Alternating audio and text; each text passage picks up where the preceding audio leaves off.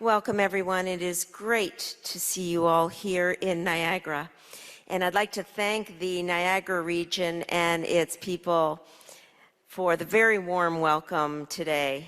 And before we start the day, I would like to acknowledge that we gather here on the traditional lands of the Haudenosaunee and the Anishinaabe, including the Mississaugas of the Credit First Nation. Today, this area is home to many diverse First Nations, Inuit, and Métis peoples. Le G7 est un groupe de partenaires particulièrement influents. Nous n'avons pas toujours les mêmes opinions, mais nous avons démontré notre capacité à travailler ensemble de manière constructive. Au cœur de nos efforts se trouve un objectif commun, répondre aux attentes de nos citoyens et citoyennes et favoriser la stabilité et la prospérité économique à l'échelle mondiale. Au cours de la présidence canadienne du G7 en 2025, nous avons réaffirmé notre engagement envers l'unité de longue date du G7. Je suis fière d'être ici, aux côtés de mes homologues, pour donner le coup d'envoi à la dernière réunion des ministres des Affaires étrangères du G7 de cette année. Cette réunion est particulièrement importante car nos homologues de l'Afrique du Sud, de l'Arabie saoudite, du Brésil, de l'Inde, du Mexique, de la République de Corée et de l'Ukraine se joindront à nous. La contribution de ces partenaires clés sera cruciale pour apporter des perspectives régionales et élaborer des réponses aux défis mondiaux auxquels nous sommes tous confrontés. The next 24 hours will be absolutely jam-packed. Tonight, we will hold a G7 foreign ministers working dinner with global peace and stability at the top of our agenda. In particular, we will have a constructive exchange on critical priorities, including advancing long-term peace and stability in the Middle East, supporting security and building prosperity in the Indo-Pacific, and responding to urgent crises in Haiti and Sudan. Tomorrow, we will start the day with a discussion with Ukrainian Foreign Minister Andrei Sybiha to reaffirm our collective support for Ukraine in the face of Russia's aggression. We will then be joined by all of our partners for discussions on critical minerals, energy security, and economic resilience. Meeting global challenges requires global partnerships. The issues we are facing transcend the G7 and our borders. And this is why it is absolutely vital that we have diverse geographic representation around the table. So let's get started.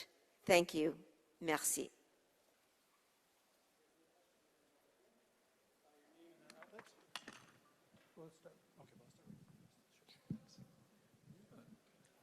Hi, Minister Rafi Boudjikanian, CBC.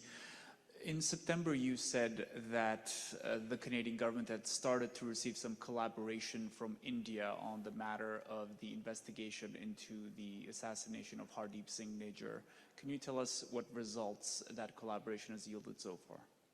Well, I want to start by saying that Canada is a country that respects and upholds the rule of law. And what that means is that persons in positions in the cabinet, in the legislative branch of government, do not play a role in the investigation and administration or pursuit from a judicial process of any case. That's what the rule of law means. And so what we are committing to and doing that with the government of India is that there is a law enforcement dialogue at the highest levels of our governments, including the head of the NSIA in Canada with Indian government law enforcement officials, and that dialogue is continuing and will continue. Furthermore, From a public safety standpoint, the Minister of Public Safety in our government designated the Bishnoi Group as a terrorist entity under the criminal code. Furthermore, we are ensuring that in the bilateral engagement with India, that these rule of law concerns, that these public safety concerns are foremost in the advancement of the relationship. So, for example, if you take a look at the joint statement that India and Canada signed just 4 weeks ago, you will see that the first page of that joint statement covers the very points that I'm making today: the importance of law enforcement, the respect for the rule of law, and the assurance that at all times public safety will be at the forefront of our bilateral dialogue. And just as a follow-up, what do you hope to accomplish by opening a consulate in Greenland? What specific diplomatic gains are you looking for Canada? Canada is an Arctic nation. 70% of our coastline, 40% of our landmass is interfacing with the Arctic. We have an Arctic foreign policy. The Arctic foreign policy contemplates greater engagement not just in Canada's north, but internationally as well. And so when we open a consulate in Greenland, we are expanding Canada's diplomatic footprint in another Arctic region. I've had numerous conversations with other foreign ministers of Arctic countries, and we all agree that now is the time to ensure that our collective will and footprint is placed in Arctic territory. Canada's recent budget, delivered just last week, put down $80 billion in defense spending. We are going to reach 2% this year and 5% of GDP by 2035. Much of that spending is going to involve dual-use infrastructure in the Canadian Arctic: ports, roads, railways. But from a foreign minister's standpoint, my concern is not only on the implementation of those commitments, but also the broader work we can do internationally to ensure that we are collaborating and cooperating with other Arctic nations in support of global peace and security. That's the reason. Thank you. Ahmed Hazim, Al Jazeera. I have a question about tonight's dinner, the working dinner, about global security and peace. Your remarks earlier said that you are going to discuss the long path forward toward peace, and I'm going to just be specific about the Gaza plan, peace plan. The move toward the second phase of that plan seems that it's very complicated rather than what as we expected before. And now the aid trucks coming into Gaza is not enough.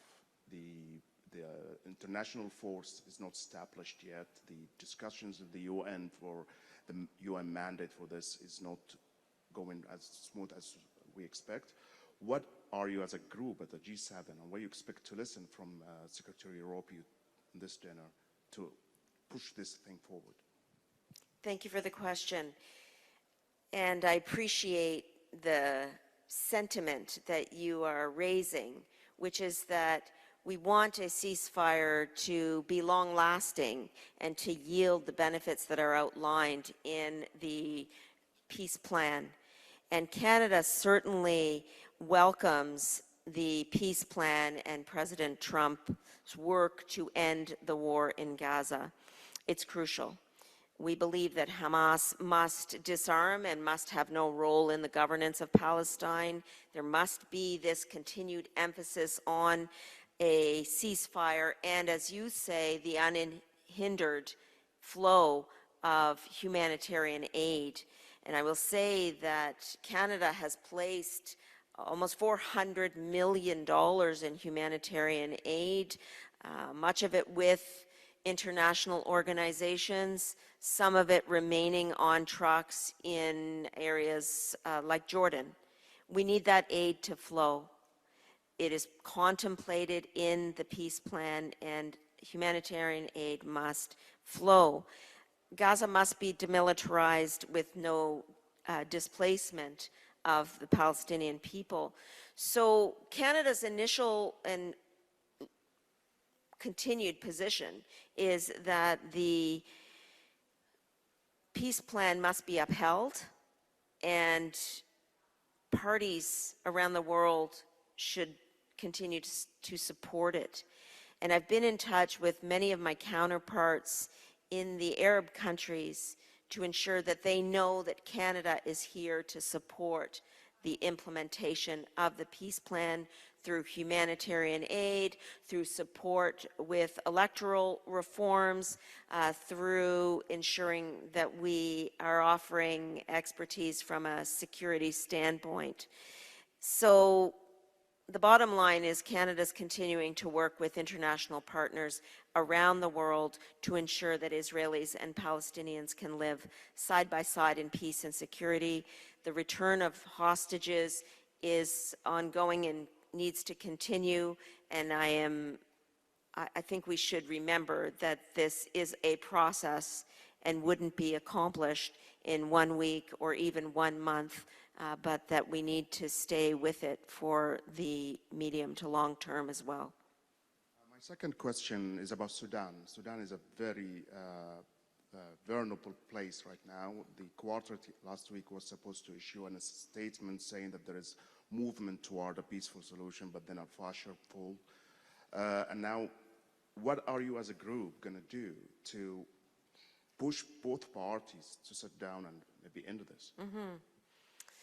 So Canada, I will begin by saying, like many of you in this room and many countries represented here, is absolutely horrified by the attacks in Al-Fashar and condemns the reported mass killing of over 2,000 civilians. And we urge all parties to uphold international law, protect civilians, and allow the unimpeded passage of humanitarian aid immediately. Canada has put on the table humanitarian aid for the people of Sudan, and we have done so since the conflict began.